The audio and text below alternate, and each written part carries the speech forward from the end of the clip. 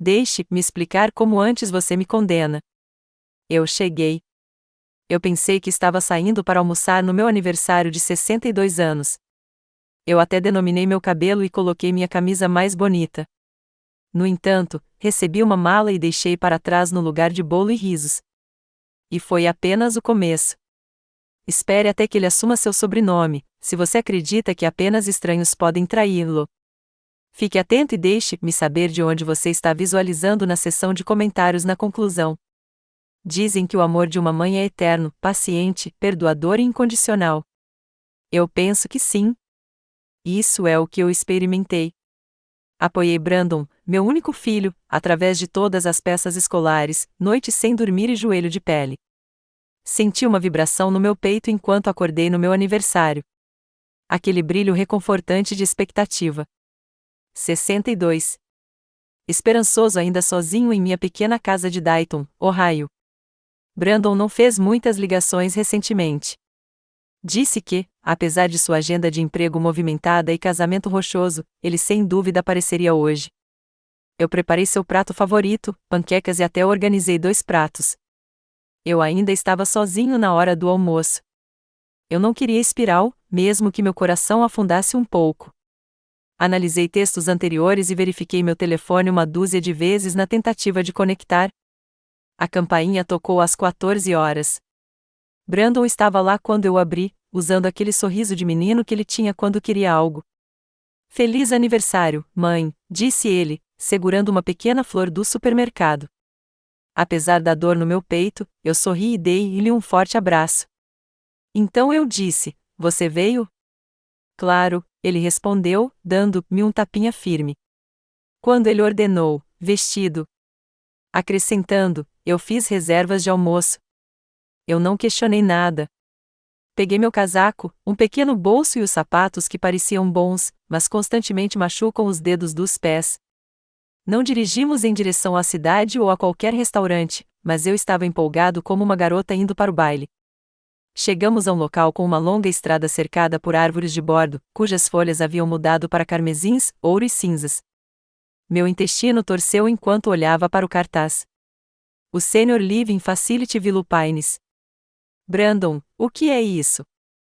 Eu perguntei. Ele limpou a garganta. Dizendo: mãe, precisamos conversar. Suas palavras: isso não é mais seguro, continuou.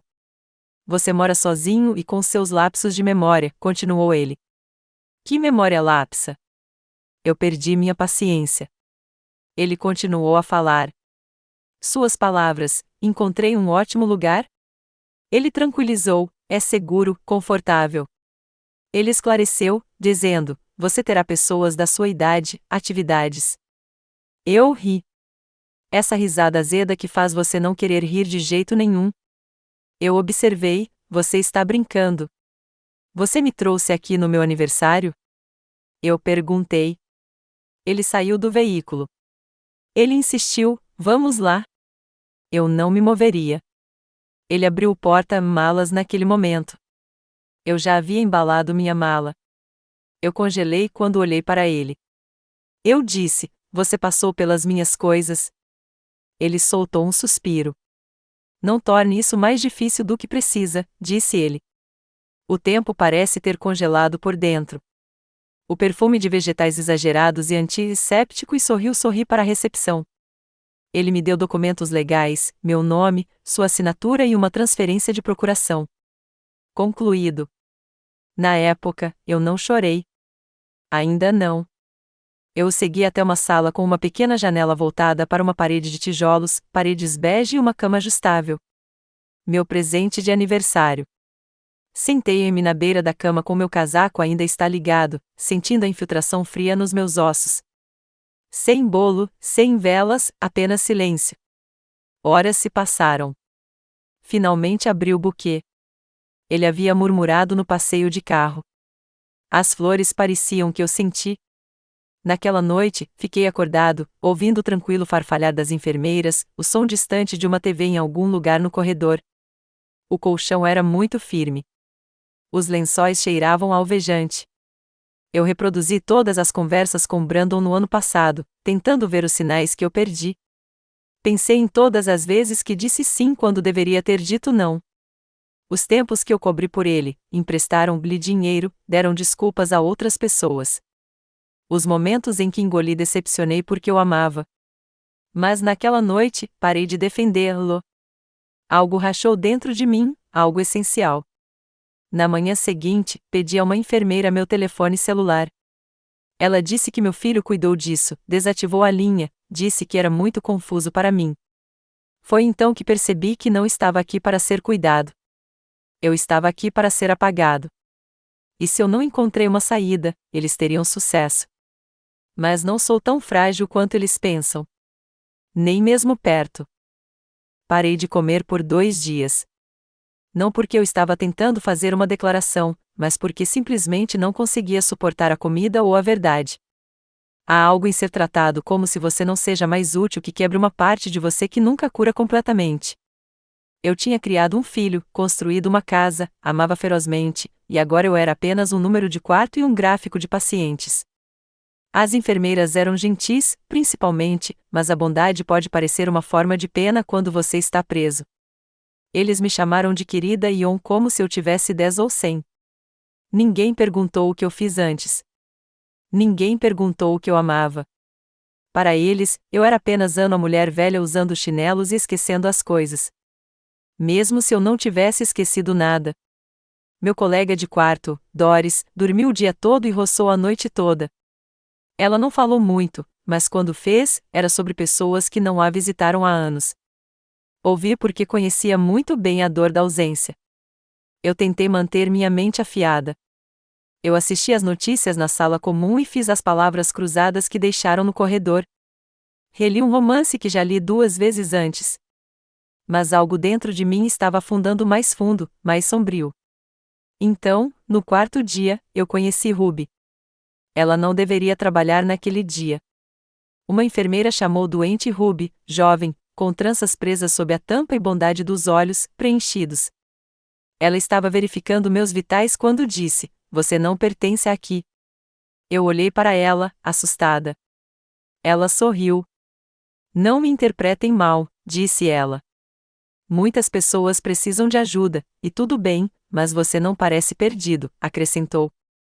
Eu pisquei a picada repentina nos meus olhos. Nós começamos a conversar. Ela perguntou sobre Brandon. Eu disse a ela o que pude sem desmoronar. Ela ouviu. Não apenas assentiu, realmente ouvi. Mais tarde naquele dia, ela voltou com algo na mão. Isso pertencia ao Sr. Henley, um morador que passou na semana passada, ela sussurrou. Nós o encontramos escondido dentro de uma Bíblia, disse ela. Ninguém reivindicou, continuou ela. Era um bilhete de loteria, dobrado, um pouco amarelado e datado 2 semanas antes. Eu ri, seco e quebradiço. E você quer que eu tente minha sorte? Perguntei. Ela piscou. Ei, o mundo lhe deve algo, disse ela. Eu não planejei fazer isso. Não há princípio. Parecia bobo, mas o tédio e o desespero são estranhos bedfellows. Naquela noite, esperei até o corredor ficar quieto. Usei um dos desktops antigos da instalação no lounge e digitei os números. Minha mão congelou.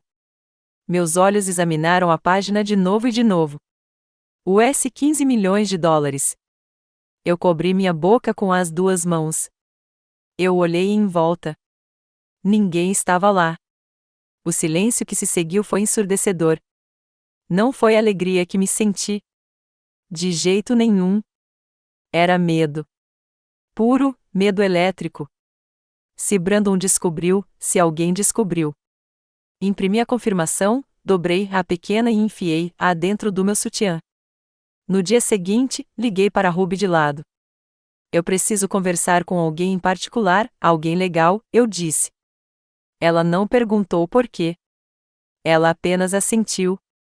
Ruby conhecia alguém, um advogado voluntário que veio 2 vezes por mês para ajudar os idosos com vontades e coisas do tipo. Esperei com meu coração batendo até ele chegar naquela sexta-feira. Seu nome era Aaron, jovem, afiado e, o mais importante, discreto. Sentamos na pequena sala. Eu deslizei para ele a confirmação da loteria e sussurrei: Você pode me ajudar a desaparecer? Suas sobrancelhas se levantaram, mas ele não se encolheu. Precisamos nos mover rápido, disse ele. As próximas horas foram um borrão. Papelada, notarizações, transferências financeiras, um novo telefone, um endereço de correspondência temporária. Ele entrou em contato com um consultor financeiro independente que estabeleceu uma confiança cega. Meu nome não estava em lugar algum visível. Brandon nunca veria um centavo. Eu assinei uma nova vontade, deixando tudo para a caridade, mas ainda não divulgou. Brandon já havia assinado minha vida uma vez. Eu não o deixaria fazer de novo. Ruby me abraçou na noite em que saí. Não se esqueça de nós quando você estiver livre, ela sussurrou. Eu não chorei. Eu não podia. Eu escorreguei um pouco antes do amanhecer, usando roupas que não eram minhas, carregando uma mochila apenas com o essencial. Eles pensaram que eu era senil, quebrado, sozinho. Mas eu estava prestes a me tornar um fantasma com US$ 15 milhões. Deixe-os procurar por mim. Eles nunca me veriam chegando. O passeio de ônibus de Ohio era longo, quieto e frio. Sentei-me perto das costas, capuz para cima, óculos de sol, segurando aquela mochila como se ela segurava minha alma. De muitas maneiras, sim. Eu não sabia exatamente para onde estava indo. Tudo o que eu sabia era que eu tinha que chegar o suficiente para que ninguém pudesse me encontrar. Não Brandon, nem sua esposa, nem os advogados que ele provavelmente já havia ligado. Aaron me ajudou a comprar uma casa modesta com um novo nome de confiança na zona rural do Tennessee. Algo fora da grade, mas habitável. Sem câmeras, sem vizinhos muito próximos, apenas uma distância suficiente entre mim e a vida que eu estava deixando para trás. Quando atravessamos a fronteira do Kentucky, exalei pela primeira vez em horas. A liberdade teve um gosto, e não era doce. Era metálico, como sangue e medo. A casa não era nada chique. Uma estrutura de tijolos de um andar com tinta lascada e uma caixa de correio torta, mas tinha um aquecedor funcional, água limpa e, o mais importante, o silêncio. Não é do tipo que você entra em um lar de idosos, cercado por pessoas que desistiram. Esse era o tipo de silêncio que deixou você respirar. Nos dias seguintes, eu morava como uma sombra. Eu cozinhei refeições simples, caminhei até a caixa de correio, sentava na varanda embrulhada em uma colcha velha, observando o vento carregar folhas mortas do outro lado do quintal. Eu verifiquei as notícias obsessivamente, meio que esperava que meu nome aparecesse em letras em negrito. Mulher desaparecida ganha US$ 15 milhões. Filho reivindica instabilidade mental. Mas não havia nada. Ainda não. Eu mantive o bilhete de loteria em uma caixa à prova de fogo sob a tábua no armário do corredor. Junto a nova vontade, um telefone do queimador e uma nota endereçada a quem encontrar isso, apenas por precaução. Certa manhã, cerca de uma semana depois que eu saí de Willow Pines, o tranquilo quebrou. Uma batida na porta. Eu congelou. Eu não tinha dito a uma alma onde estava. Eu nem tinha um cartão de crédito vinculado ao meu nome. Meu coração bateu como um tambor de guerra no meu peito. Fui na ponta dos pés para a janela e espiei. Apenas um entregador. Mantimentos. Parte do arranjo que Aaron havia criado. Ainda assim, eu não conseguia abalar a sensação. Naquela tarde, a curiosidade me levou o melhor de mim. Criei um perfil falso do Facebook e procurei por Brandon. Lá estava ele, sorrindo em seu perfil como o mundo não havia desmoronado. Em seu último post, ele escreveu: "Se alguém viu minha mãe, Margaret Taylor, entre em contato comigo ou com a polícia de Dayton. Ela está desaparecida há vários dias", continuou ele. "Estamos preocupados com a segurança dela", acrescentou. Por baixo, centenas de comentários foram investidos. Orações, condolências, pessoas elogiando Brandon por ser um filho tão bom. Eu ri tanto que chorei. Oh, eles não tinham ideia. Nenhum. Mas o que realmente me quebrou não foi o post. Era a foto que ele usou. Não foi recente. Foi de 5 anos atrás. Um dos últimos aniversários que comemoramos juntos. Eu tinha um chapéu de festa brilhante e ele estava com o braço em volta de mim. Nós parecemos felizes. Como é fácil realizar amor em fotos. Naquela noite, eu não conseguia dormir. Sentei-me na sala de estar olhando para a lareira. Meus pensamentos foram em círculos e, quanto mais eu me sentei com eles, mais escuros eles se tornaram. Lembrei-me toda vez que dava dinheiro de Brandon, todo empréstimo, toda mentira. Lembrei-me de como ele me levou, sutilmente, mas o suficiente. Ele diria coisas como: "Você me disse isso, quando eu não tinha." Ou "Você está esquecendo cada vez mais hoje em dia." Eu pensei que estava envelhecendo mal. Eu pensei que era minha culpa. Não foi. Ele queria que eu duvidasse de mim mesmo. Então, quando ele assumiu o controle da minha vida, eu não resistiria. Bem, eu terminei de ser controlado. Na manhã seguinte, liguei para Aaron de um número de queimador. "Eu preciso que você atualize minha vontade novamente", eu disse. Ele não perguntou por quê. "O que muda?", ele perguntou. "Eu quero deixar bem claro", eu disse. "Brandon Taylor não recebe absolutamente nada", afirmei. "Não é $1, nem uma lembrança, nem uma memória", acrescentei. "Feito", disse ele. "Você está seguro agora, Margarete?", ele garantiu. Mas eu não estava. Ainda não, porque no fundo eu sabia que algo estava chegando e precisava estar pronto para isso. Começou com uma carta, envelope simples, nenhum endereço de retorno, escondido entre as contas de serviços públicos e lixo eletrônico. Eu não teria notado isso se não fosse pelo papel, mais pesado que o normal, caro. Meu estômago virou o segundo em que toquei. No interior, havia uma única folha, uma fotocópia, minha assinatura ou o que parecia. Abaixo dele, 2 outros, um do meu falecido marido, Richard, e outro de Brandon. Era um documento de empréstimo datado de 12 anos atrás, um empréstimo pessoal de US$ 50.000 tomado em Richard e nos meus nomes. O logotipo do banco era real. O mesmo aconteceu com o selo de notário, mas eu nunca assinei esse papel.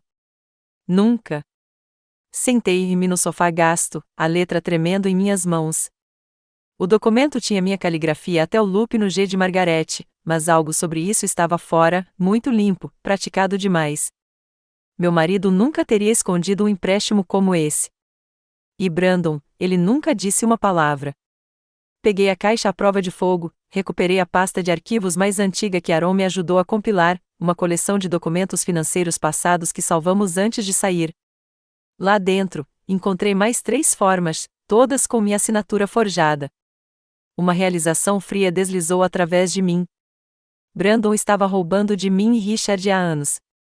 Ele explicou a estranha tensão em nossos últimos anos juntos. A maneira como Richard evitou certos tópicos financeiros.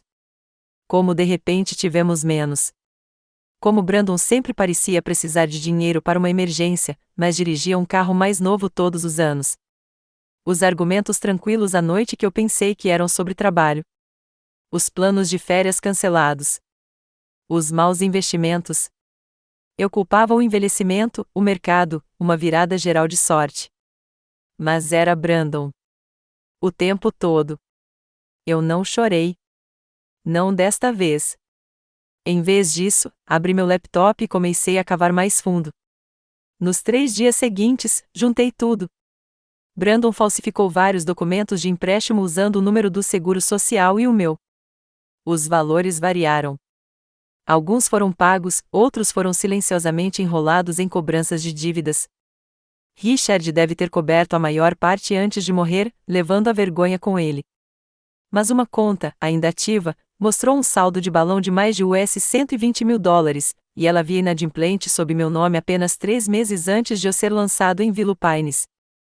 Sentei-me na escuridão daquela pequena sala de estar do Tennessee. Tela brilhando na minha frente, as mãos apertadas tão apertadas minhas juntas doíam. Isso não foi apenas traição. Isso foi roubo, fraude, criminoso. Entrei em contato com Aaron novamente. "Eu tenho novas informações", eu disse a ele. "Documentos forjados, empréstimos", eu disse. "Brandon fez isso", acrescentei. "Eu acredito em você", ele disse calmamente. "Você quer apresentar queixa?", ele perguntou. "Ainda não", respondi. Eu não era um T pronto. Não porque eu tive cumprimentos. Não, esses se foram. Eu não estava pronto porque queria que ele sentisse o medo primeiro, o silêncio, o que não sabe. Eu queria que ele se perguntasse se eu sabia. Porque a verdade era que eu não estava mais escondendo. Eu estava caçando. Comecei a reunir todos os documentos que pude. Cada conta ligada ao meu nome, todos os e-mails antigos, todos os avisos financeiros Brandon enviados uma vez em meu nome. Até entrei em contato com o antigo banco que usamos e solicitamos registro sob um pretexto legal que Aaron me ajudou a redigir. Peça por peça, o quebra-cabeça se formou e o que revelou fazer meu sangue ficar frio. Brandon havia tomado um empréstimo de interesse alto contra o pequeno negócio que eu cofundei com Richard nos anos 80, o empreendimento de catering que corremos de nossa garagem naqueles primeiros anos. Ele usou essa LLC, ainda tecnicamente ativa, para garantir uma linha de crédito de US$ 200 mil. Ele assinou com o nome de Richard 2 anos depois que Richard morreu. Isso não foi apenas uma falha moral. Isso foi fraude federal.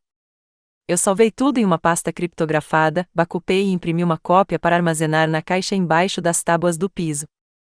Eu não tinha certeza de quanto tempo tive, porque se Brandon estivesse tão desesperado quanto eu suspeitava, e se ele tivesse a menor pista que eu havia desaparecido com milhões, ele estaria vindo para mim em breve.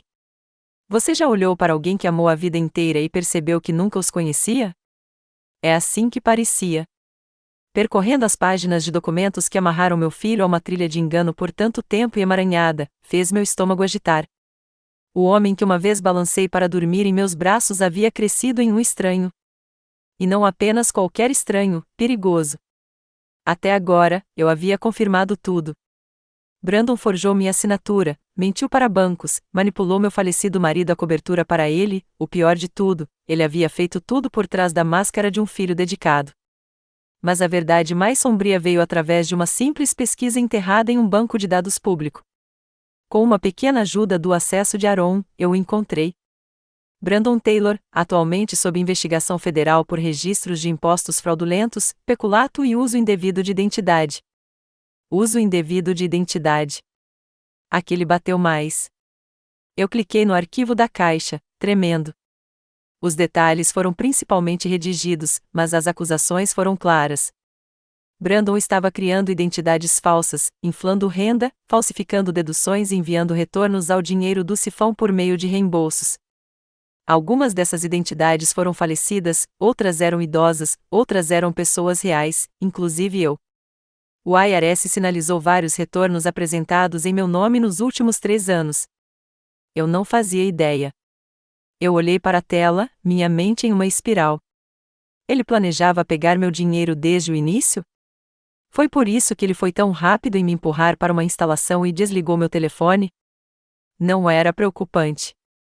Era contenção. Ele queria me manter em silêncio, desorientado e fora do caminho.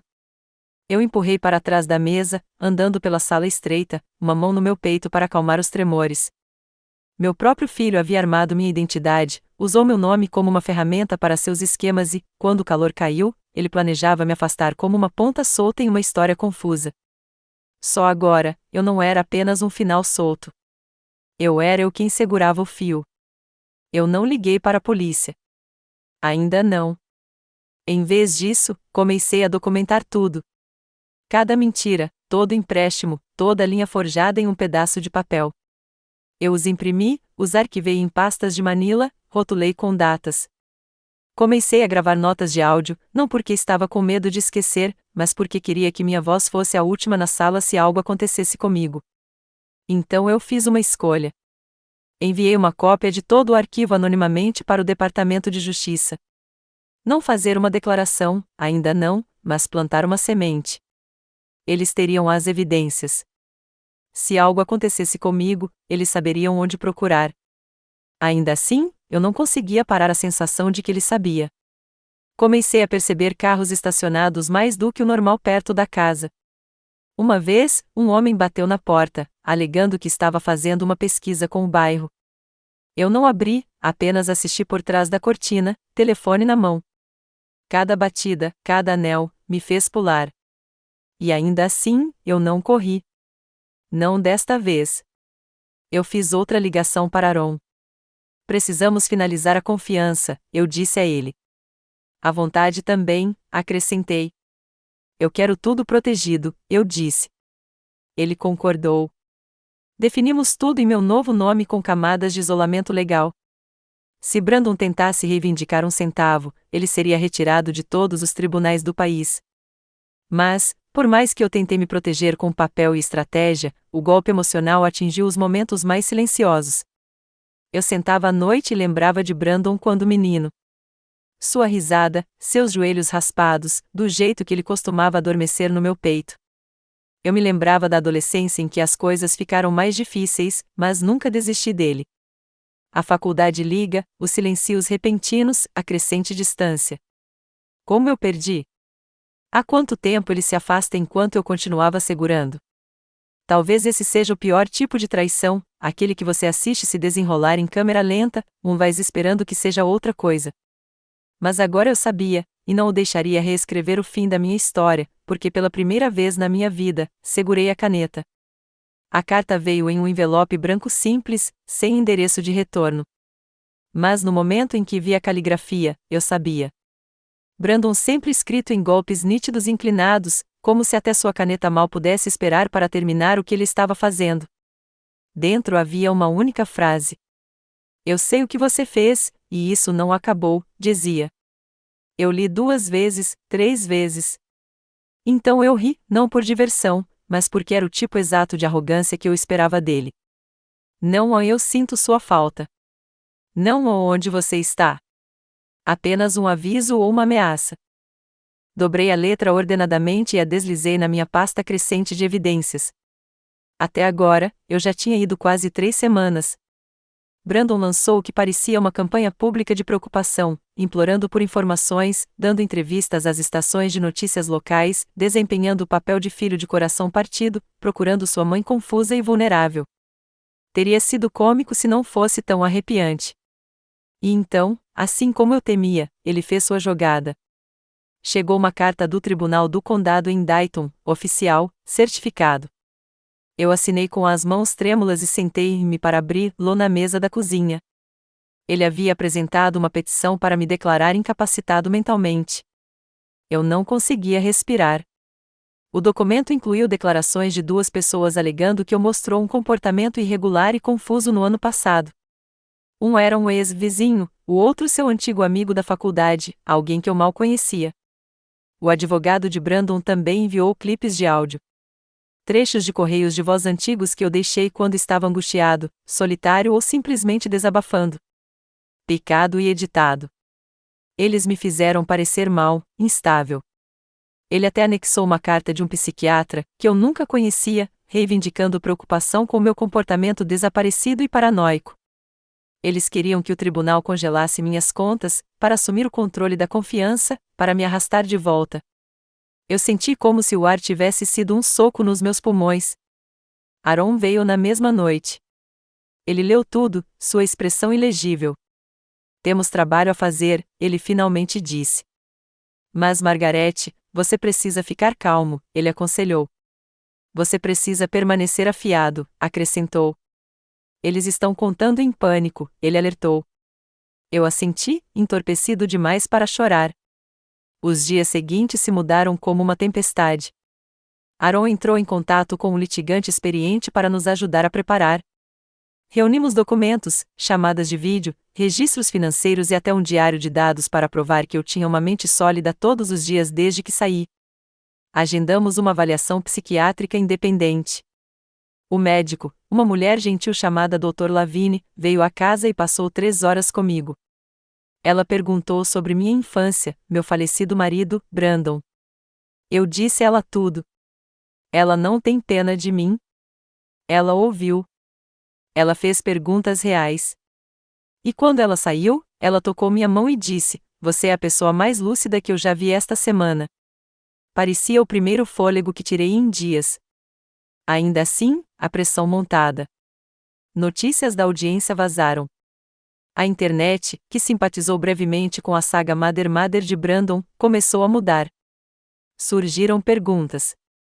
Por que não entrei em contato com alguém? Eu era instável? Alguém mais estava puxando as cordas? A mídia adora um mistério, e Brandon sabia como alimentá-los. Mas eu não tinha mais medo, porque agora tinha mais do que apenas prova. Eu tinha propósito. No silêncio da minha pequena casa, comecei a preparar uma declaração de vídeo. Ainda não o publiquei, mas queria estar pronto para o caso de eles me silenciarem. Olhei para a câmera e disse: "Meu nome é Margaret Taylor. Sou de boa mente e fui traído pela pessoa em que mais confiei", continuei. Eu não chorei. Eu não gritei. Acabei de dizer a verdade porque sabia o que estava por vir. E desta vez, eu não seria o único em julgamento. O tribunal de Dayton não mudou desde a última vez que eu já passei por ele anos atrás. Quando paguei uma multa de estacionamento e fiquei em uma sala cheia de pessoas esperando esquecer seus erros. Naquela época, eu era esposa, mãe, alguém que acreditava em dar às pessoas segundas chances.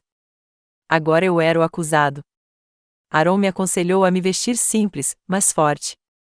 Algo que dizia: "Não estou aqui para implorar. Estou aqui para ser ouvido." Eu usava um casaco azul marinho com botões de prata, o relógio antigo do meu marido e um par de saltos sensíveis que clicavam desafiadoramente a cada passo pelos salões do tribunal. Brandon já estava sentado na frente do tribunal quando cheguei.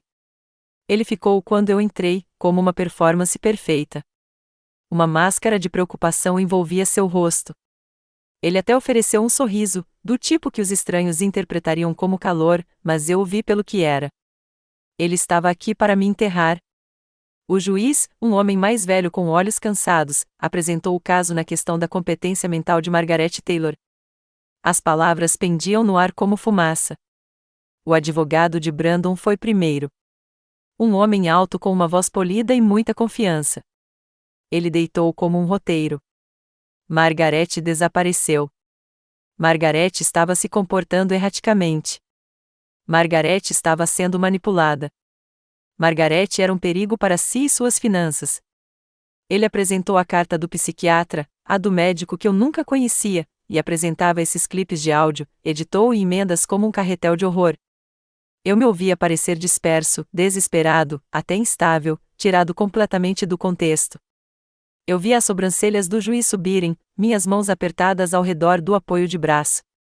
Então Brandon falou. "Sua honra", disse ele, a voz tremendo a quantidade certa. "Eu amo minha mãe", afirmou. "Eu realmente faço", acrescentou.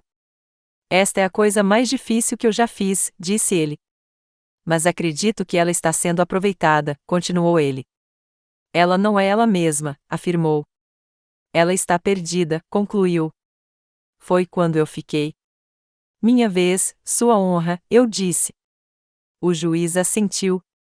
Eu andei lentamente até o suporte, fazendo uma pausa apenas o suficiente para deixar o peso da minha presença se acalmar. Então eu falei. "Meu nome é Margaret Taylor", comecei. "Tenho 62 anos", continuei. "Não estou com deficiência mental", afirmei. "Não estou perdido e não sou a vítima de ninguém", declarei. Abri minha pasta metodicamente, com cuidado e entreguei uma cópia do relatório psiquiátrico completo do Dr. Lavigne ao juiz, assinou, datado e certificado. O veredicto: mente completamente sólida, nenhum indicador de declínio cognitivo, emocionalmente estável. Eu assisti os ombros do advogado tensos. O rosto de Brandon se contraiu. Então eu continuei. "Eu tenho aqui", eu disse, levantando uma segunda pasta. "Um registro de cada telefonema que fiz na semana antes de sair", expliquei. "Recebimentos para transferência de fundos para uma confiança legal", acrescentei. "Registros médicos, limpos", observei. E uma declaração assinada do advogado que me ajudou a sair da instalação, afirmando que eu era lúcido, lógico e no controle total das minhas decisões, concluí. Eu parei. "E eu também tenho outra coisa", eu disse. "Mas não vou apresentar isso hoje", acrescentei. "A menos que eu precise", avisei. Não mostrei o arquivo, aquele com todas as assinaturas fraudulentas, todo empréstimo roubado, todo documento tributário manipulado. Brandon já tocou. Esse foi o meu as. Em vez disso, me virei para o juiz. Ele me colocou em uma instalação sem meu consentimento, eu disse. Pegou meu telefone, tirou minha liberdade e agora ele quer pegar o pouco que resta, continuei. minha voz, minha independência, minha dignidade, listei. Não deixe-o, eu implorei. O tribunal ainda estava. Aaron sentou-se ao meu lado, silencioso, mas estável. Seus olhos encontraram os meus, orgulhosos, mas não surpresos. O juiz se inclinou para trás, o polegar batendo no arquivo. Preciso de tempo para revisar todos os documentos e a avaliação médica, disse ele. O tribunal se reconveria em 2 semanas, anunciou. 2 semanas. Brandon se virou para mim quando a sessão terminou. Ele tentou chamar minha atenção, mas eu não lhe dei a satisfação. Ele deixou o tribunal com punhos cerrados e um jal com força. Sua máscara estava quebrando. E eu saí com a cabeça erguida. A guerra não acabou. Mas pela primeira vez, eu sabia que poderia ganhar. 2 semanas. Isso é quanto tempo o juiz nos deu. Mas Brandon não perdeu um único dia. Poucas horas depois de deixar o tribunal, ele dobrou sua campanha pública. As notícias locais publicaram um novo segmento. A mãe desaparecida reaparece no tribunal. Filho teme a exploração. Brandon conversou diretamente com a câmera, os olhos úmidos, a voz tremendo o suficiente. Eu só quero ter certeza de que minha mãe está segura, disse ele. Ela passou por muita coisa, acrescentou. Ela não está pensando claramente, e temo que haja pessoas ao seu redor com más intenções, afirmou. Eu assisti à transmissão da minha sala de estar, braços dobrados, mandíbula com força. Não havia pessoas más ao meu redor. Apenas eu. Apenas Margaret Taylor. A mulher que o criou, que sacrificou, que perdoou mais do que qualquer mãe deveria. E ele teve a audácia de me pintar como fantoche. Esse foi o momento que eu sabia. A guerra silenciosa que eu havia declarado em meu coração não era mais suficiente.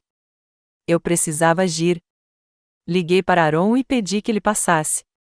Quando ele chegou, entreguei a ele o envelope selado a todos os documentos que eu havia coletado. Os empréstimos fraudulentos, as assinaturas forjadas, as declarações fiscais Brandon haviam apresentado sob meu nome. Envie, eu disse. Não para o tribunal, para o Departamento de Justiça, anonimamente, eu instruí. Ele abriu o envelope, passou pelas páginas e assentiu. Isso chamará a atenção deles, disse ele. Estou contando com isso, respondi. Mas eu não tinha terminado. Naquela noite, usando um dos meus novos pseudonimos e uma conta online nova, fiz uma doação considerável. US$ 5 milhões para uma organização sem fins lucrativos nacional que protege indivíduos idosos de abuso financeiro. Nenhum nome anexado, apenas a transferência. Dentro de uma semana, eles lançaram uma campanha usando meu caso como um símbolo. Eles não me nomearam, mas o tempo era perfeito demais. As pessoas começaram a sussurrar, compartilhar, questionar. Como uma mãe desaparece, depois reaparece com dinheiro, mas seu próprio filho tenta trancá-la embora? Eles perguntaram. Os comentários inundaram as mídias sociais. Algo está errado com o filho. Deixe-a falar. Por que ninguém perguntou ao lado dela? Eu não confio nele. Cuidados de Brandon, a imagem totalmente construída começou a balançar. Então uma pausa que eu não esperava. Um jornalista de um importante jornal entrou em contato com Aaron. Ela queria ouvir meu lado da história. Ela prometeu discrição. Sem nomes, sem fotos, apenas verdade. Eu concordei. Nós nos encontramos em um café tranquilo, 2 cidades. Eu usava óculos de sol e um chapéu. Sentamos no estande da esquina. Ela bateu no registro e me deixou falar. Eu contei ela sobre a instalação, sobre ser deixado lá sem aviso prévio, sobre Brandon pegar meu telefone, minhas contas, minha dignidade. Eu não mencionei a loteria. Ainda não. Quando ela perguntou sobre o processo judicial, eu simplesmente disse: ele está tentando assumir o controle da minha vida. Novamente, a história aconteceu 2 dias depois. Mãe ou milionário? O silenciamento de Margaret T. Não demorou muito para os pontos se conectarem. As pessoas online começaram a especular. A mãe desaparecida era realmente a doadora anônima? Foi por isso que seu filho queria que ela declarou incompetente? Mais sussurros, mais dúvidas. E ainda assim, eu permaneci quieto. Porque a queda de Brandon não viria de uma acusação. Viria de um acerto de contas.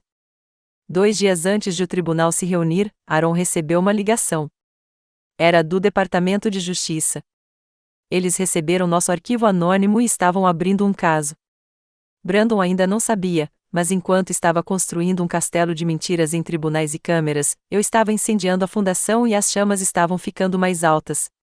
A segunda audiência parecia mais fria, não por causa do clima, embora o vento do Tennessee tenha se tornado cruel naquela semana, mas porque algo havia mudado no ar ao nosso redor. Brandon entrou no tribunal parecendo menos confiante desta vez. Seus ombros não eram tão altos. Seu advogado sussurrou com urgência enquanto se sentava. Eles viram o artigo. Eles viram a mudança online. Eles estavam sentindo as rachaduras. Sentei-me calmamente, minha pasta de documentos cuidadosamente enfiada no meu colo. Eu não tinha mais medo. Eu estava com raiva. Não é o tipo de raiva que ataca, mas do tipo que se afasta em precisão. Desta vez, fomos primeiro. Aaron abriu com uma declaração que silenciou o tribunal. Sua honra, ele começou. Desde a última audiência, concluímos uma avaliação psiquiátrica independente completa, apresentamos registros financeiros detalhados que comprovam a independência e a coerência da Sra. Taylor e descobrimos através de registros públicos legítimos que o peticionário, o Sr. Brandon Taylor, está atualmente sob investigação federal para múltiplos crimes financeiros, utilidade de identidade e fraude tributária, afirmou. Ele entregou ao juiz uma cópia do processo público. O advogado de Brandon se levantou imediatamente, protestando. Essa investigação não tem influência, ele começou. O juiz levantou a mão. Sente-se, ele ordenou. A sala do tribunal prendeu a respiração. Então veio o verdadeiro golpe. O Dr. Lavigne, meu avaliador independente, assumiu a posição. Calmo, inteligente, direto. Ela confirmou que eu não era apenas mentalmente competente, mas emocionalmente sólida e plenamente consciente de minhas decisões, incluindo minha escolha de deixar a casa de repouso. Ela não está apenas clara, disse Lavigne. Ela é deliberada, atenciosa, acrescentou. Não há base médica para qualquer declaração de incompetência, concluiu ela. Eu olhei para Brandon então. Suas mãos estavam segurando a mesa com tanta força que seus dedos eram brancos. Sua máscara, aquela fachada cuidadosamente construída de preocupação, estava se desenrolando pelo segundo. Aaron então apresentou nossa evidência final, uma linha do tempo. Ele mostrou exatamente quando Brandon tentou assumir o controle de minhas contas e como isso coincidiu perfeitamente com grandes saques que ele fez de seus próprios negócios. Coincidência? Dificilmente. O juiz revisou tudo em silêncio. Brandon foi oferecido a oportunidade de responder. Ele se levantou, sua voz rachou. Minha mãe está doente, disse ele. Ela está claramente sendo manipulada por alguém, afirmou. Ela não agiria assim, a menos que estivesse confusa ou instável, argumentou. Este, não é ela, ele gaguejou. Fiquei então e o encarei diretamente. Eu sou ela, eu disse. Todo mundo ficou parado. Eu sou a mulher que ficou acordada com você quando você teve gripe aos 6 anos, comecei. Quem desistiu de férias, que penhoraram joias para pagar pelas suas aulas na faculdade, que cozinharam sua refeição favorita, mesmo quando eu não podia pagar mantimentos para mim, continuei. Eu sou ela, e você me deixou em uma instalação como se eu não fosse nada, eu declarei. Eu me virei para o juiz. E agora, sua honra, peço que me deixe provar que não sou nada, implorei. O juiz se inclinou para a frente, empolgou os dedos e falou lentamente. Sra. Taylor, com base nas evidências esmagadoras fornecidas, em sua avaliação psiquiátrica e nas inconsistências nas reivindicações do peticionário, estou descartando este caso, disse ele. Suas contas financeiras e autonomia pessoal são totalmente restauradas, continuou ele. Este tribunal reconhece você como competente e independente, concluiu. Não chorei, mas minhas mãos tremeram um pouco enquanto pegava meus papéis e saíam da sala do tribunal. Brandon não disse uma palavra como eu passei. Seus olhos estavam selvagens. Não com raiva, com medo. Ele sabia que acabou. Pelo menos esta parte. Mas o que ele não sabia era que, enquanto passava semanas tentando provar que eu era instável, eu estava construindo algo muito mais poderoso do que uma defesa. Um legado. E eu ainda não tinha terminado. O telefonema veio logo após a meia-noite. A voz de Aaron estava tensa, mas estável.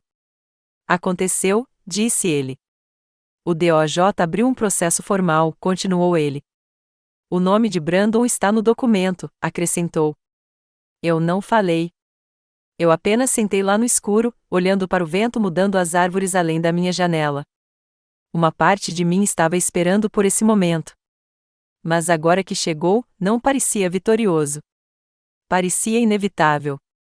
Na manhã seguinte, o mundo alcançou. A mídia invadiu primeiro.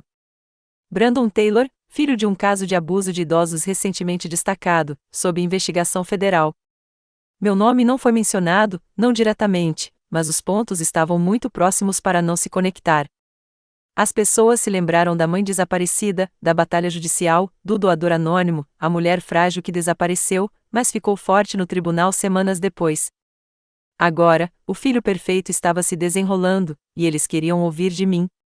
Fiquei quieto por 2 dias, desliguei a TV, ignorei o telefone. Eu me preparei para o café da manhã, assisti os pássaros berrarem no quintal de gelo, sentei-me com uma caneta na mão e escrevi cartas que nunca pretendia enviar. Mas o silêncio não era justiça. Estava na hora. Entrei em contato com Sarah, o jornalista que me conheceu em segredo semanas antes. Eu disse a ela que estava pronta para falar, desta vez na câmera. Sem aliases, não há mais sombras. Agendamos a entrevista para a sexta-feira seguinte. Notícias nacionais, recurso completo. Ela perguntou se eu tinha certeza. Nunca tive mais certeza, eu disse. No dia da entrevista, eu me vesti simplesmente. Camisola cinza, pequenos brincos prateados, sem maquiagem, sem estilista, apenas verdade. Sentamos um ao outro em um estúdio tranquilo, as luzes macias e quentes. Sarah se inclinou para a frente. Margarete, o mundo conhece as manchetes, disse ela. Eles leram sobre Brandon, sobre o caso, continuou ela. Mas o que eles não sabem é o coração disso, acrescentou.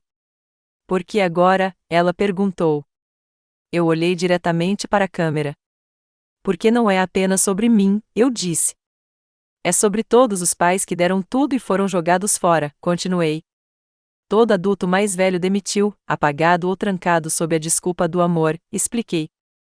Eu era quase um deles, eu admiti. E não ficarei mais quieto, declarei. Então eu contei minha história, a casa de repouso, o bilhete da loteria, as mentiras que descobri, o arquivo que enviei. Não deixei de fora nada. Os olhos de Sarah berraram enquanto eu falava. Mas eu não chorei. Eu terminei de chorar. Naquela noite, a entrevista foi ao ar. Milhões assistiram. Mensagens derramadas. Pessoas de todo o país compartilhando suas próprias histórias de traição, abandono e sobrevivência. Eu não estava mais apenas Margarete. Eu era um espelho. Brandon não falou publicamente, mas fontes próximas a ele disseram que ele ficou arrasado, que sua vida estava desmoronando. Bom. Ele construiu essa vida na manipulação e agora estava desmoronando sob o peso de sua própria crueldade. Mas eu não me gabou. Em vez disso, comecei a trabalhar. Fiz planos para lançar uma fundação, que protegia os anciãos de abuso legal e financeiro. Não apenas em nome, mas com apoio jurídico real, financiamento real, defesa real. Eu nomeei como Projeto Margarete, porque se eles usariam meu nome para me despir de dignidade, eu usaria para devolver a dignidade. Ainda assim, a dor permaneceu. Não porque Brandon estava sofrendo, mas porque eu amava com uma espécie de lealdade que me cegou. E agora eu tinha que aprender a viver sem essa ilusão. Mas eu tinha algo melhor agora. Eu tinha verdade, e ninguém poderia tirar isso de mim novamente. A prisão de Brandon não veio com sirenes. Veio com manchetes. Brandon Taylor indiciou várias contagens de fraude eletrônica, roubo de identidade e sonegação de impostos. Eu li as notícias em uma manhã tranquila com meu chá na mão e meu gato se curvou ao meu lado. A casa ainda estava, exceto o zumbido constante da geladeira e o vento escovando contra as persianas. Por um longo tempo, apenas olhei para o artigo, não porque não acreditei. Eu fiz, mas porque imaginei esse momento tantas vezes que, quando finalmente chegou, quase parecia déjà vu. Ele estava em fiança. Obviamente, o dinheiro pode ganhar tempo, mesmo quando não pode comprar paz. Mas o dano foi causado. Seu nome se tornou sinônimo de traição. Ex-clientes puxaram seus negócios. Suas linhas de crédito estavam congeladas. Amigos, se foi. Até sua esposa havia emitido uma declaração através de um advogado. Ela estava pedindo o divórcio. Ele estava sozinho agora. Eu deveria ter me sentido triunfante. Mas tudo o que eu senti era vazio. O problema de sobreviver à traição é que ela não o deixa inteiro. Isso deixa você mais sábio. Sim, mais nítido, mais forte, talvez. Mas algo suave morre em você, essa confiança cega, a crença de que o amor é suficiente para manter alguém leal. Eu não sofri essa suavidade. Eu o enterrei. Era um sábado frio quando entrei no centro da cidade pela primeira vez desde a entrevista a Sol. As pessoas me reconheceram. Eles não sussurraram. Eles não encararam. Eles sorriram. Uma mulher, talvez na casa dos 40 anos, tocou meu braço e disse: "Você deu coragem à minha mãe para deixar uma situação ruim." Um jovem por trás do balcão da farmácia colocou uma nota na minha bolsa de prescrição. Minha avó diz: "Obrigado, dizia." Não procurei essa atenção, mas veio gentilmente, como a luz do sol através de nuvens pesadas. Aaron parou naquela tarde. Eles lhe ofereceram um acordo, disse ele. 10 anos se ele se declarar culpado, continuou ele. Caso contrário, é julgado, acrescentou. E ele? Perguntei. Ainda fingindo que é tudo algum mal-entendido, ele respondeu. Ele acha que pode superar o sistema, acrescentou. Eu balancei minha cabeça. Ele está fingindo toda a sua vida, eu disse. Aaron hesitou. Ele ainda não tentou entrar em contato com você? Ele perguntou. Eu conheci seus olhos. Não diretamente, mas eu recebi algo. Uma carta, envelope não marcado, deslizou sob minha porta da frente uma noite enquanto eu estava na cozinha. Dentro, uma fotografia. Era do meu aniversário de 60 anos. Eu em um suéter amarelo, rindo, com um bolo no rosto. Brandon ao meu lado, segurando a faca, rindo também. Nas costas, apenas uma frase em sua caligrafia. Você sempre acreditou em mim, dizia. Sinto muito que não bastasse, acrescentou. Sentei-me com essa foto por horas. Não chorando, sem furioso, apenas lembrando. Lembrando o garoto que pediu mais uma história para dormir. O adolescente que dirigiu meu carro em uma caixa de correio e chorou quando eu não gritava. O homem que me abraçou mais rígido do que o normal no dia em que seu pai morreu.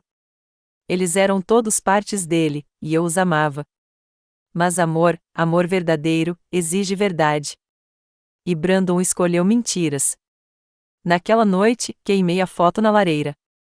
Não está sem ódio, fora de lançamento. Eu assisti as chamas se enrolarem ao redor do papel, enegrecer as bordas, apagar o sorriso. Eu não precisava de uma foto para lembrar. Eu precisava de paz. E eu estava quase lá.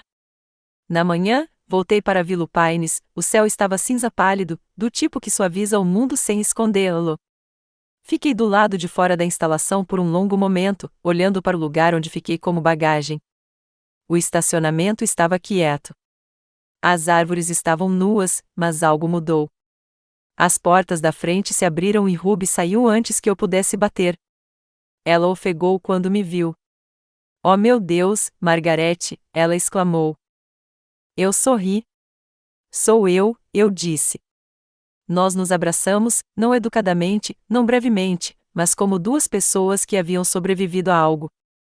Seus braços estavam quentes, e eu percebi quanto tempo fazia desde que me senti seguro no abraço de alguém. No interior, o local parecia diferente. Os pisos estavam encerados na hora. As luzes eram mais brilhantes. A sala comum tinha novos livros, uma televisão melhor e uma cerveja de café real no canto. Ouvi o que você fez, disse Ruby, levando-me a um banco tranquilo no corredor. As doações, as entrevistas, continuou ela. Margarete, você mudou tudo, acrescentou. Não, eu disse. Eu apenas parei de deixar as pessoas decidirem quem eu era, corrigi. Andamos pelos corredores juntos. Eu visitei o antigo quarto de Doris. Agora era um lounge de leitura.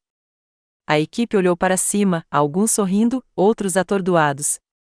Alguns moradores me reconheceram. Eu acenei para cada um deles.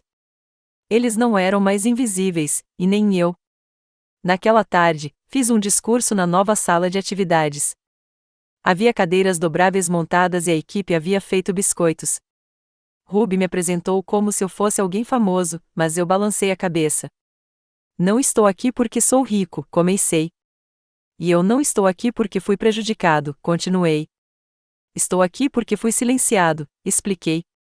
E eu sei quantos de vocês ainda se sentem assim, acrescentei. Cada par de olhos me observava. Alguns ponderam com lágrimas. Quero lhe dizer algo que eu gostaria que alguém tivesse me dito há muito tempo, eu disse. Você não é um fardo, afirmei. Eu continuei, você não é esquecido. Eu disse, e você não terminou. Houve um aplauso mais suave e mais alto. Eu sorri como o peso de todas as noites solitárias que já experimentei, foi levantada por algo mais cheio e quente. Concluí a confiança quando cheguei em casa. O projeto Margarete se transformaria em uma organização nacional que fornece apoio financeiro e legal a idosos que correm o risco de explorar.